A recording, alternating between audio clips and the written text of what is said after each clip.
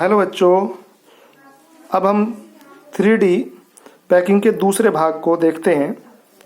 इस भाग में हमें देखना है कि जो 2 डायमेंशनल पैकिंग में हेक्सागोनल क्लोज पैकिंग देखी थी, उसी पैकिंग को एक बार ध्यान में रखना है। इस पैकिंग में देखिए, आपने पहली लेयर, पहली लाइन और दूसरी लाइन के गोले पहली लाइन के उन डिस्पर्जन में है, उन जगह में है जहाँ खाली जगह थी। अब हमें इसकी 3D बनानी है। इस 3D को समझिए। यहाँ पर ध्यान दें कि इसमें यहाँ पर एक नीचे की लेयर है जिसे हम ए लेयर से इंडिकेट करते हैं, और दूसरी लेयर बी रखनी है। बी इस प्रकार रखनी है कि पहले वाली ए लेयर के जो जगह है, जिसे हम कह रहे थे ट्रायंगुलर वॉइड्स, त्रिकोणीय रिक्ति, उनको ढकते हुए हमने दूसरी लेयर को रखा। तो अब आप देखेंगे एक ऐसी स्थिति बन रही है कि देखिए जरा कि 1 2 3 गोले, उसके ऊपर 1 4 गोले। तो ये रिक्ति जो बन रही है, इस रिक्ति को कहते हैं टेट्राहेड्रल वॉइड्स। यहाँ पर अच्छी तरह समझ में नहीं आएगा, आप इसको यहाँ पर देखिए।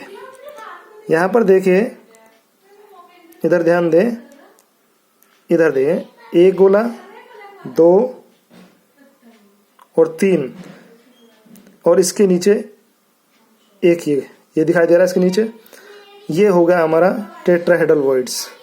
ऐसे ही टेट्राहेड्रल वॉइड्स को यहाँ समझ सकते हैं आप देखिए, इस गोले को देखिए, यहाँ पे दिखाई दे रहा है कि 1 गोला, 2 3 और एक नीचे है। तो ऐसी वॉइड्स जो 4 गोलों से मिलकर बनी होती है, 3 गोले और 1 गोला, उसे कहते हैं टी वॉइड्स, यानी टेट्राहेड्रल वॉइड्स। ऐसे ही जो 6 गोलों से मिलकर बनी है, यहाँ पर देखिए 1 2 3, और फिर इसमें 1 2 और 3, इसके नीचे 3 है, यानी 3 और 3 6। जो 6 गोलों से बनी है उसको हम कहते हैं ऑक्टाहेड्रल वॉइड्स। यहाँ पर इस वॉइड्स को देख सकते हैं, ध्यान दें, 3 गोले, 1 2 3, और ऊपर फिर 3 काले वाले, 1 2 3। यहाँ देखिए ये भी ऑक्टाहेड्रल वॉइड्स है, 1 2 3, और नीचे के सफेद 1 2 3। तो अच्छी तरह से आपने देखा कि जब हम ए लेयर यानी कि ए परत के नीचे ऊपर दूसरी परत बी रखते हैं, तो 2 प्रकार की वॉइड्स बनती हैं हेक्सागोनल क्लोज पैकिंग में। तो अब उससे आगे की ओर सोचना है कि जब हम तीसरी लेयर को रखें, इसके ऊपर तीसरी लेयर रखनी है और तीसरी परत को रखना है। यदि तीसरी परत पहले जैसी है, यानी कि इन गोलों के ऊपर रखी जानी है, जो पहली परत में जो गोले हैं उनके ऊपर ही तीसरी परत रखी जानी है, तो इस प्रकार से टेट्रावॉइड्स कवर होते हैं। सारे टेट्रावॉइड्स कवर हो जाएंगे। जो टेट्राहेड्रल वॉइड्स बने हैं, रिक्ति बनी है, वो कवर हो जाएंगे। और इस प्रकार बनने वाले जो संरचना है, क्रिस्टल्स है, उसको हम कहते हैं AB टाइप्स या HCP। परंतु जब हम इन ऑक्टाहेड्रल वॉइड्स को, जो ये दिखाई दे रहा है, जो 6 गोलों से बनी है, 3 काले 3 सफेद, ध्यान दें, टेट्राहेड्रल वॉइड्स में 2 प्रकार की बनी हुई है। एक तो बनी है टेट्राहेड्रल और दूसरी बनी है ऑक्टाहेड्रल। टेट्राहेड्रल को आप इसे भी ऐसे भी देख सकते हैं, ध्यान दिया होगा आपने कि नीचे 3 सफेद और ये बीच में एक संरचना बन रही है, आप देख रहे हैं, रिक्ति है।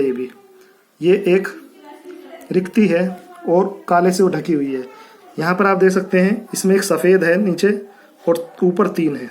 तो 2 व्यू से आप देख सकते हैं कि टेट्राहेड्रल वॉइड है जो 4 गोलों से बनी, 4 उससे बनी है। और यहाँ पर देख रहे हैं ये 6 से बनी है, 1 2 और 3, इसके ऊपर 3 काले। तो जब ऑक्टाहेड्रल वॉइड को कवर करते हुए स्ट्रक्चर बनता है, तो उसे हम कहते हैं CCP और FCC। इस CCP FCC, इसमें दोनों में ही कोऑर्डिनेशन नंबर हमारा 12 होता है, इसमें भी 12 और इसमें 12। तो आप कह सकते हैं कि this packing is the more effective, more efficient.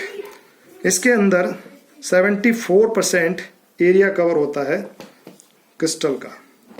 ठीक है, कोई भी कोई भी पैकिंग ऐसी नहीं है बच्चों, आप जानते हैं, समझ लेंगे इस बात को, कि पूरा एरिया कवर कर ले। तो इस प्रकार आपने समझ लिया होगा कि 3 प्रकार की पैकिंग है, और वास्तव में क्रिस्टल्स के अंदर केवल 3 प्रकार की पैकिंग मिलती है। क्रिस्टल के अंदर पैकिंग 3 प्रकार की होती है, लेकिन क्रिस्टल के अंदर वास्तविक रूप से 3 डायमेंशनल पैकिंग ही मिलती है। तो या तो वो HCP होगी, या CCP होगी, या BCC होगी, या स्क्वायर प्लेनर होगी। एज फॉर एग्जाम्पल, इसको अगली वीडियो में थोड़ा सा एक्सप्लेन करता हूँ। वीडियो जरा बड़ा हो जा रहा है, इसलिए जल्दी से अगली वीडियो में देखते हैं।